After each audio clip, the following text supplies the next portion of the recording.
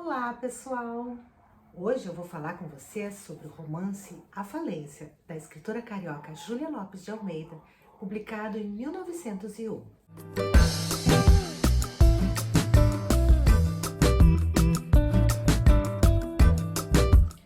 Júlia Lopes de Almeida nasceu no Rio de Janeiro em 24 de setembro de 1862, filha de imigrantes portugueses de bastante cultura. Ela cresceu assim em um lar que cultivava as artes, onde aprendeu a ler, a escrever e a falar vários idiomas. A leitura era uma prática muito estimulada em sua casa e, partindo daí, Júlia começou a escrever ainda bem jovem. Ela se casou em 1887 em Lisboa com um português residente no Brasil, Filindo de Almeida, com quem teve 3 filhos, Afonso, Albano e Margarida. Seu casamento, porém, não a impediu de seguir escrevendo, e ela foi uma das poucas mulheres de sua época a encarar a escrita como profissão. Júlia veio a falecer em 1934 de complicações decorrentes de uma malária adquirida em uma viagem de retorno ao Brasil, após um período na África com sua filha. Em sua extensa e respeitada carreira como escritora, ela publicou romances, novelas, teatro, contos e crônicas em jornais e diretamente em livros. Destacam-se em sua obra a coletânea de contos Ânsia Eterna, de 1903, e o Livro das Donas e Donzelas, que, publicado em 1905, colocava as mulheres como tema e público principal de seus conselhos para jovens nubentes. Falando nisso, a questão feminina era muito importante para a nossa autora. Júlia Lopes de Almeida militou fortemente na campanha pela educação das mulheres. Ela defendia, de acordo com Peggy Sharp, a capacitação feminina para contribuir por meio do trabalho remunerado, tanto na esfera privada, através do serviço doméstico, como no mercado de trabalho mais amplo.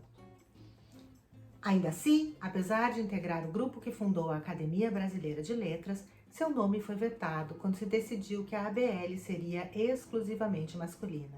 Seu marido Filinto foi nomeado em seu lugar. Depois de saber disso, a gente até não estranha que a Júlia Lopes de Almeida, apesar de reconhecida em seu tempo, tenha sido apagada como tantas das nossas mulheres escritoras de nossa história literária. Bom, A Falência narra de modo linear os eventos em torno da família de um rico imigrante português exportador de café chamado Francisco Teodoro. Os acontecimentos se passam nos anos iniciais da República Brasileira, mais especificamente entre 1891 e 1893, e acompanham a vida no Rio de Janeiro dessa família abastada e também de seus conhecidos e agregados, até que a especulação financeira leve o nosso protagonista à falência do título. Francisco Teodoro é retratado como um homem íntegro, trabalhador e negociante astuto. Sua fraqueza estava em sua completa cegueira para os muitos conflitos que se desenrolavam em sua própria casa, como se não soubesse lidar com a vida privada com a mesma argúcia com que lidava com seus negócios. De modo similar, quando recebe uma proposta para investir em um negócio que escapa do seu conhecimento, ele é facilmente enganado. Incapaz de aceitar seu fracasso e lidar com a vergonha da falência, decide tirar a própria vida. Mas vamos voltar um pouquinho lá para o início da história, quando enriquecido, agraciado com uma comenda e satisfeito com o seu sucesso no trabalho, Francisco Teodoro decide casar, pois desejava um herdeiro. Ele se casa então com Camila, jovem empobrecida, bela, altiva e educada, cuja posição de destaque na elite carioca no momento dos eventos narrados foi forjada com a orientação de Gervásio Gomes, um médico amigo da família. Essa educação faz com que os dois, Camila e Gervásio, se aproximem, se apaixonem e iniciem um romance. Ainda assim, ela tem muito afeto por seu marido. O casal tem 4 filhos, Mário, primogênito e herdeiro, e como tal, criado com todos os privilégios de um jovem rico com futuro garantido.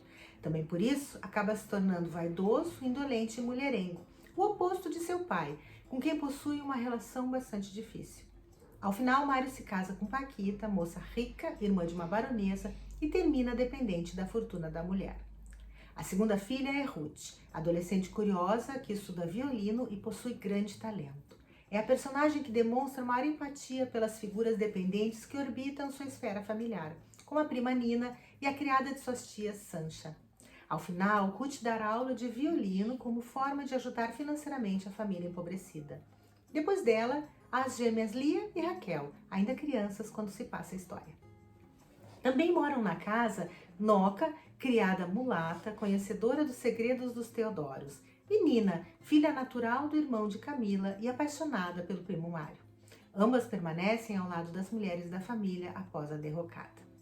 Orbitam na casa dos Teodoro, em Botafogo, uma série de personagens coadjuvantes ricamente caracterizados, como o mencionado Dr. Gervásio Gomes, homem muito culto e com a vida indolente das elites brasileiras, as tias de Camila, Dona Itelvina e Dona Joana, e sua criada Sancha, o apaixonado por Camila, Capitão Rino, e sua irmã Catarina. Suas histórias são bem construídas e constituem subtramas relevantes para o segmento do enredo principal. Um exemplo disso encontramos na história da casa que Teodoro dá de presente para Nina em seu aniversário. A família, como sempre, havia esquecido a data e a empática Ruth cobra do pai um presente para a jovem agregada.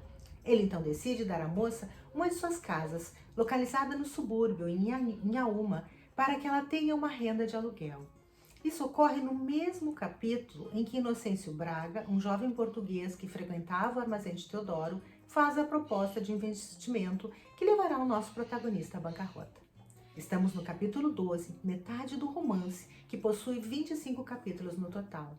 A partir daí, tem início a derrocada de Francisco e as demonstrações de opulência assumem um tom que preconiza a tragédia que virá. Ao final, a casa presente de Nina vai ser o único bem que restará à família após a falência e a morte do patriarca. É lá que as mulheres vão recomeçar sua vida. Assim, o fim e o recomeço são indicados no mesmo capítulo.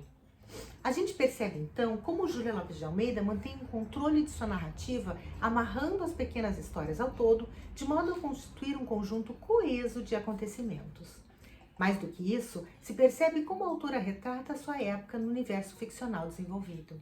E aqui é importante abordar um pouquinho da história do nosso país, já que a obra da escritora encontra-se profundamente vinculada ao Rio de Janeiro e, por extensão, ao Brasil, em vias de modernização. O tema da falência remonta a uma questão relevante no Brasil da passagem do século XIX para o XX, a do encilhamento.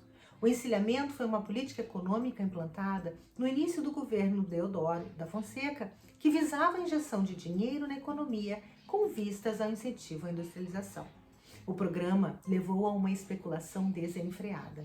Quando estourou, a bolha especulatória acabou levando à desvalorização da moeda, a um surto inflacionário e à falência de muitos investidores, como a gente vê no caso de Francisco Teodoro.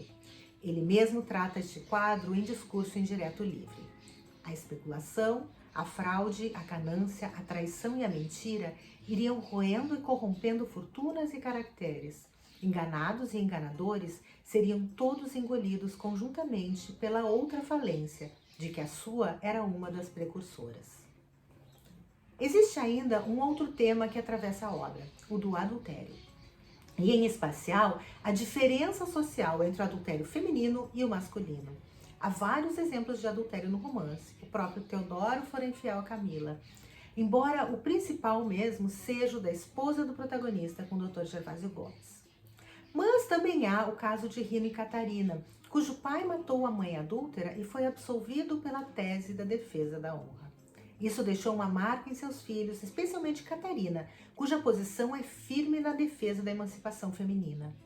Nesta conversa entre os dois irmãos, isso fica bem claro. Catarina começa: "À proporção que envelheço, mais se vincula em mim a saudade dela, e não consigo desvanecer meu rancor por ele. Não lhe perdoo. Nem eu, mas a sociedade absolveu-o. Os homens, ela era tão boa." Além disso, ao final, viúva e em dificuldades, Camila procura Gervásio e lhe propõe casamento, apenas para descobrir que ele já era casado. Não só casado, como havia abandonado a esposa porque ela o traíra. Fiel ao seu tempo, Camila não critica o amante por isso. Pelo contrário, sente-se mais envergonhada e culpada ainda. Ela não podia ser, aos olhos daquele homem, nem melhor, nem mais digna do que a outra, que ele desprezara. A mesma culpa as nivelava, e se ele não encontrara perdão para a esposa, como encontraria respeito por ela? A nós, leitores, fica clara a sutil denúncia da hipocrisia de um homem que não perdoa o adultério da esposa, porém o pratica ele mesmo sem o menor sentimento de culpa. Quanto à posição das mulheres, como vimos, tema bastante claro para a autora, vale destacar que a história não termina com a morte do protagonista, ocorrida no capítulo 20. nós seguimos com a família dele por mais alguns capítulos e acompanhamos o modo como as mulheres assumem o protagonismo e juntas, com sacrifício e mudanças de hábito, tomam as rédeas de suas vidas e passam a se sustentar. O exemplo de Camila praticamente fecha o romance. Inicialmente, ela vai ser protegida dos dissabores por Ruth, Nina e Noca, e afastada das filhas menores, levadas para serem educadas pela baronesa cunhada de Mário. Porém, após a revelação do estado civil de Gervásio, ela assume sua nova condição. Na manhã seguinte a essa descoberta, ela observa as 3 moças trabalhando. Ruth preparando aulas, Nina costurando e Noca engomando roupas para fora. E então, ela olhou para todos. Ruth estava feiosa, muito magrinha, mas a sua coragem iluminava-lhe a fronte, uma fronte de homem, vasta e pensadora. As outras pareciam até mais bonitas naquele afã, estavam na sua atmosfera. Com voz pausada e clara, Camila pediu que lhe dessem trabalho. Depois disso, Noca vai buscar as gêmeas para que sejam educadas por sua mãe e cresçam junto à sua família. O 25º capítulo funciona como um epílogo. Encontramos Rino e Catarina no retorno do capitão de uma longa viagem e somos deixados na interrogação do capitão com um final quase em aberto. Pergunta Catarina para o seu irmão: vai visitá-la agora? Rino hesitou e depois, com o tom mais natural do mundo, respondeu com outra pergunta: para quê? Para finalizar, eu gostaria de comentar um pouco sobre as personagens coadjuvantes do romance, que, segundo a professora Regina Zilberman, oferecem histórias adicionais que alargam a representação do universo de seu tempo e das pessoas que o habitam. Começamos pelas tias de Camila, Dona Itelvina e Dona Joana. As 2 irmãs vivem no Morro do Castelo e são marcadas pela avareza da primeira e pelo fervor religioso que não se converte em prática da segunda. Mora com elas Sanchas, criada negra e órfã que sofre indizíveis maus tratos nas mãos das irmãs. Ainda segundo Regina Zilberman, apesar do pendor racista que se percebe na voz do narrador, o romance é contundente na denúncia dos maus tratos infligidos a afro-brasileiros, razão provável da inserção no corpo da narrativa dos episódios relativos a Sancha. Além dessas, o romance também apresenta um vislumbre da vida dos pobres e trabalhadores, como os funcionários de Teodoro, Ribas e seu Mota, traçando um quadro de uma época em que o trabalho ainda estava fortemente associado à escravidão, como se vê desde os parágrafos iniciais. Entre o fragor das ferramentas sacudidas, o giro ameaçador das rodas e os corcovos de animais contidos por mãos brutas, o povo negrejava suando, compacto e esbaforido. Assim, a falência segue um tom naturalista que a professora Zaide Musart classificou de matizado, por força das cores róseas que ainda tingiam a narrativa. Além disso, é constituído por uma escrita cuidadosa, fiel à gramática e livre de coloquialismos, de uma simplicidade trabalhada e cuidadosa. E ainda segundo a professora. Mesmo focando, então, na vida dos Teodoros, Júlia Lopes de Almeida retrata em A Falência um meio social dividido entre uma elite enriquecida, uma camada média empobrecida e dependente, e uma classe trabalhadora cujo mundo ainda se encontrava alicerçado nas práticas do recém-abolido escravismo. Com isso, eu encerro este episódio desejando a todos uma boa leitura. Os textos que eu citei aqui estão listados na descrição aqui embaixo. Vale conferir. Até a próxima, pessoal! Ficou com alguma dúvida? Você pode deixar suas perguntas aqui nos comentários deste vídeo ou interagir com a gente nas nossas redes sociais. Quer ficar por dentro de tudo? Aproveita e segue a gente! Você nos encontra em todas as mídias pelo @letrasnarede. Até mais!